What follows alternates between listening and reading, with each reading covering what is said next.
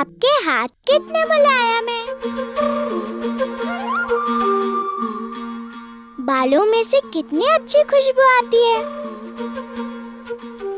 चलो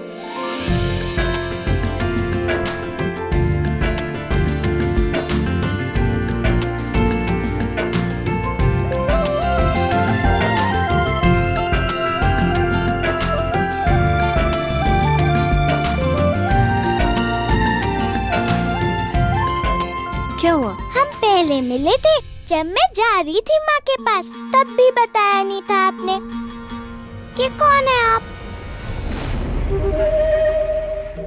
इससे क्या फर्क पड़ता है कि मैं कौन हूँ?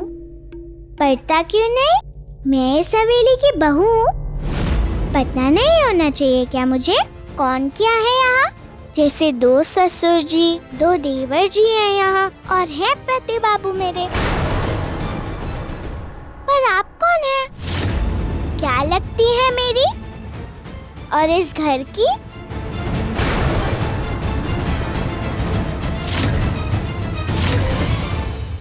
इस घर की तो मैं सब कुछ थी, तुम्हारे पति बाबू की भी, होने वाली पत्नी थी अनिरुद्ध की,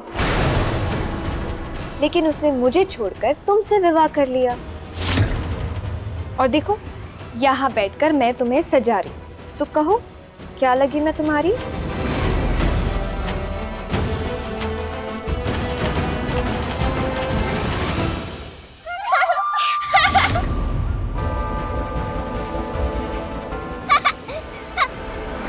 आपसे विवाह हो ही नहीं सकता था पति बाबू का। क्यों, क्या कमी है मुझ में? कमी नहीं, आप में तो बहुत सारे गुण हैं। कितनी सुंदर हो आप, बिल्कुल परी जैसी दिखती हो। हाथ मक्खन जैसे मुलायम, चंपा चमेली की खुशबू महकती है बालों से, और भी सुंदर लगती है जब हंसती हैं। और वो जो है ना मेरे पति बाबू, वैसे अच्छे वो भी दिखते हैं, पर है बड़े नकचढ़े, मुंह हमेशा फुलाते रहते गुब्बारे की तरह। और एक बात बताऊं, सब डरते हैं उनसे, चंडालों जैसा गुस्सा है उनका। आपको तो पता ही होगा। आपको क्यों करना था पति बाबू जैसे से विवाह? इतनी सुंदर है आप, कोई राजकुमार भाएगा आपको तो। हाँ, वैसे राजकुमार से क्या कम जचेगा मुझे? मैं भी एक बात बताऊं, तुम्हारे पति बाबू से मेरा विवाह नहीं होने वाला था। मैं तो तुम्हारे साथ मजाक कर रही थी। वो नकचड़ा गुस्सैल तो मेरे बचपन का मित्र है। और तुम्हें पता है वो मुझे प्यार से क्या बुलाता है? मिनी। और पता है मैं क्या बुलाऊंगी आपको? परी दीदी।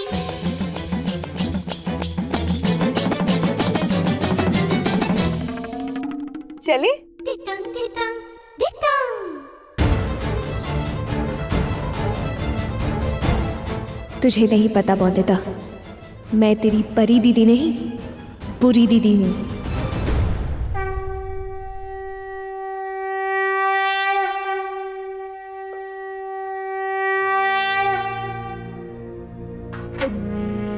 माता की चुनर को हाथ लगाने का साहस कैसे किया तुमने? वो पंडित जी ने कहा था कि कोई औरत ही हाथ लगा सकती है दुर्गा माँ की चुनरी को, तो इसके लिए मैंने। हाथ लगा सकती है औरत, पर सुहागन तेरे जैसी औरत जो ना सधवा है ना विधवा, वो छू सकती है क्या? तेरे हाथ लगाई माँ की चुनर से आशीर्वाद मिलेगा किसी को भाग्यशाली होने का?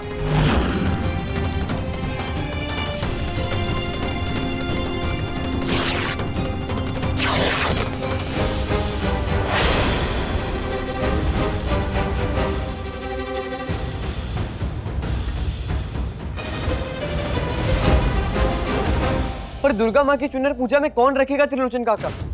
हमारे घर में तो कोई औरत भी नहीं है। इस हवेली की गृहलक्ष्मी को भूल गए तुम सोम?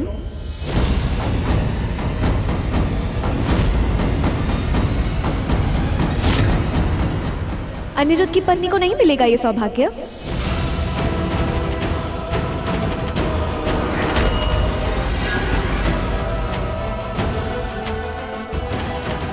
सही कहा।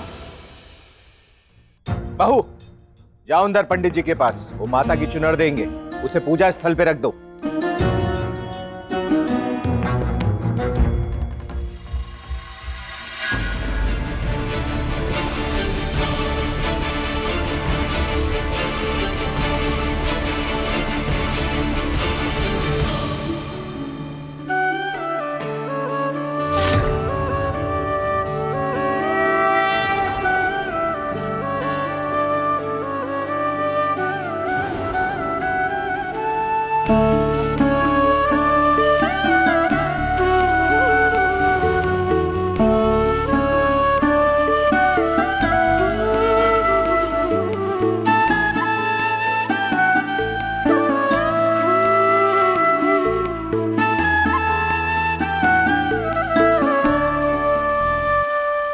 सौदामिनी, जो कुछ भी हुआ उसके बाद भी तुम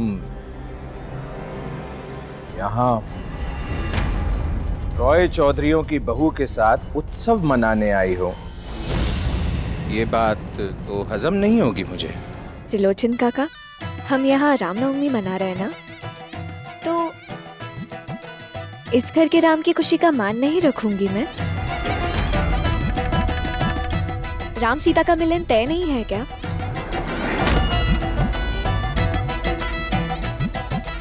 अब जो जोड़ा बना है तो बन ही गया है। ये तो तय है कि पौंदित्य या अनिरुद्ध की पत्नी है। अब ये बात मानने में किसी को क्या हिचक? बिल्कुल नहीं, अनिरुद्ध की पत्नी ही गृह लक्ष्मी है घर की। अब आप सभी ने मान लिया है, अनिरुद्ध ने उससे पत्नी मान लिया, मुझे क्यों शिकायत होगी?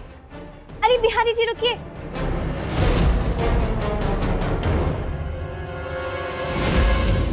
पूजा में चांदी के बर्तन ऐसे रखोगे? चमक दिख रही है इसमें। लेकिन मैंने इसे चूने से अच्छी तरह से साफ किया है। लाओ मैं साफ कर देती हूँ इसे। नवजोड़ी की पूजा होनी है।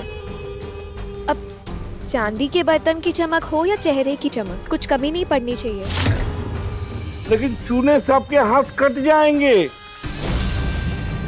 कोई बात नहीं, दिल का घाव तो नहीं दिखा सकती, कम से कम इसी बहाने निशान तो दिख जाएंगे।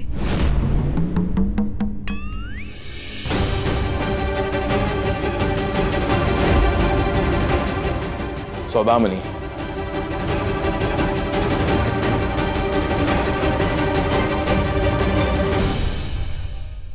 बहुत बड़ा दिल है तुम्हारा सौदामिनी। ऊपर वाले का आशीर्वाद है तुम पर, तभी इतने साफ दिल से ये सब कुछ कर पा रही हो तुम।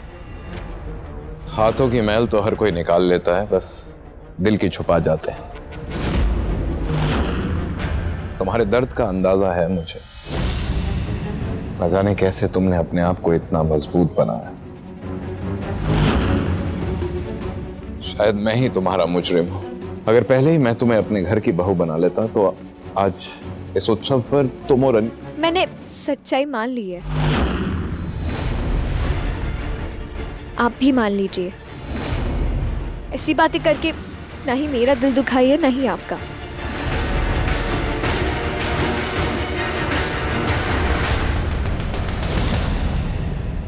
आप सभी लोगों के लिए एक जरूरी घोषणा है।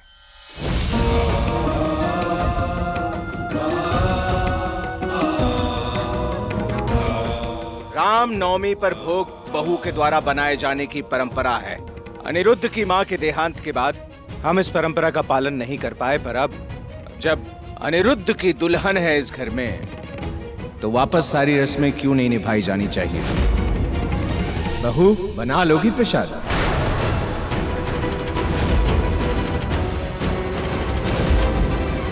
ये प्रसाद कैसे बनाएगी? 8 साल की बच्ची को आता है क्या रसोई का काम? ज्यादा वकालत मत करो अपनी पत्नी की। तुम्हारी माँ जब बहू की उम्र की थी तो 100-100 लोगों का खाना बनाती थी। औरतों के काम से दूर रहने में ही भलाई नहीं है तुम्हारी। वैसे भी तुम्हें तो खुश होना चाहिए कि तुम्हारी पत्नी को नवमी का भोग बनाने का शुभ अवसर प्राप्त हो रहा है।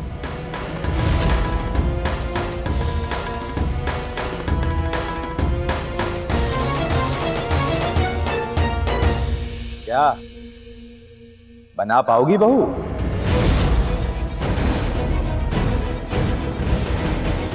खाना मांगते समय तो जुबान कैंची की तरह चलती है, अब जब भोग बनाने की बात की तो मुंह में दही जम गया है क्या? बोलो, बना पाओगी कि नहीं?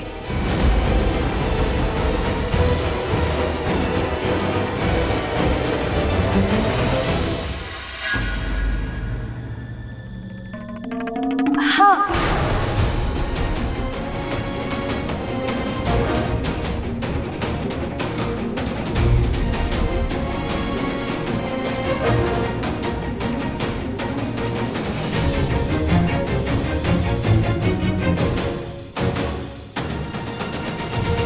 आपकी बहू ही बनाएगी रामनवमी का भोग, इसकी जिम्मेदारी मैं लेती हूँ। आपकी बहू के हाथों ही बनेगा आज का भोग। Very good. सौदामिनी के अलावा कोई और है जो सिखा सकता है अनिरुद्ध की पत्नी को? तैयार कर सकता है रॉय चौधरी की बहू? नहीं। हमारा कल्चर, हमारे तौर तरीके, हमारे रहने का तरीका, किसको क्या पसंद है सौदामिनी के अलावा कोई है जो जानता है? नहीं। जहां तक मुझे लगता है कि हमें जिम्मेदारी दे देनी चाहिए सौदामिनी को।